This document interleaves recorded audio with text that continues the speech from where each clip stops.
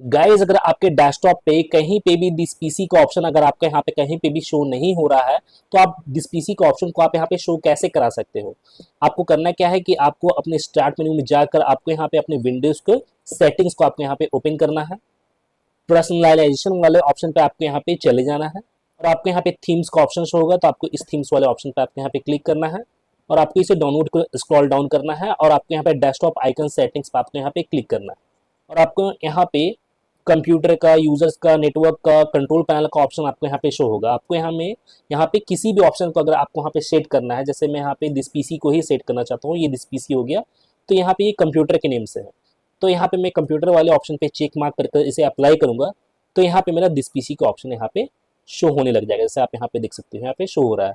अब आपको इसे ओके कर देना है और आपका जो दिस पीसी है ये यहाँ पे डेस्कटॉप पे आपके यहाँ पे सेट हो चुका है।